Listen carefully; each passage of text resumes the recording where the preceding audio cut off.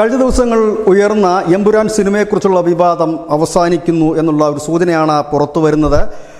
Cinema വീണ്ടും sensor ചെയ്യാനുള്ള ഒരു തീരുമാനത്തിലേക്ക് കേന്ദ്ര സെൻസർ ബോർഡ് എത്തിയിരിക്കുന്നു. ഒരുപക്ഷെ ഇന്ന് തന്നെ സെൻസറിങ് ഉണ്ടാകുമെന്നൊരു സൂചനയും പുറത്തു വരുന്നു. ശൂലത്തിൽ തീരുന്ന ഗർഭിണിയുടെ ആ ഒരു സീൻസ് ഇതോടുകൂടി ഇല്ലാതാകും. ഇനി ഒരുപക്ഷെ പ്രേക്ഷകർ കാണുക ഈ സെൻസർ ചെയ്ത സിനിമയായിരിക്കും. ഇതിനു മുൻപ് കാര്യമായൊരു സെൻസറിങ് ഈ സിനിമയ്ക്ക് ഉണ്ടായിരുന്നില്ല. ഒപ്പം തന്നെ പ്രിവ്യൂ ഷോ പോലും മോഹൻലാൽ കണ്ടിരുന്നില്ല എന്നുള്ള ഒരു വാർത്തയും പുറത്തു വരുന്നു. മോഹൻലാലും ഒരു കടുത്ത പ്രതിഷേധ സ്വരം ഉയർത്തിയതായിട്ടാണ് പുറത്തു വരുന്ന വിവരം. ഒപ്പം തന്നെ സ്ക്രിപ്റ്റിൽ ചില തിരുത്തലുകൾ നടത്തിയതായിട്ടുള്ള വാർത്തകൾ ഇന്നലെ മുതൽ തന്നെ പ്രചരിക്കുന്നുണ്ട്. ഏതായാലും ഇപ്പോഴത്തെ നിലയിൽ നിർമ്മാതാവിന് 100 കോടി രൂപ പോലും ലഭിക്കില്ല എന്നുള്ള ഒരു വിലയിരുത്തലിൻ്റെ അടിസ്ഥാനത്തിൽ കൂടിയാണ് ഇപ്പോൾ സംവിധായകൻ ഇത്തരത്തിലൊരു സെൻസറിങ്ങിന് വിധേയമാകാൻ തീരുമാനിച്ചിരിക്കുന്നത്. കാരണം നിർമ്മാതാവിന് 100 കോടി രൂപ സിനിമ കളക്ട് ചെയ്തെങ്കിലും നിർമ്മാതാവിൻ്റെ പോക്കറ്റിലേക്കല്ല ഈ 100 കോടി രൂപ എത്തുന്നത്.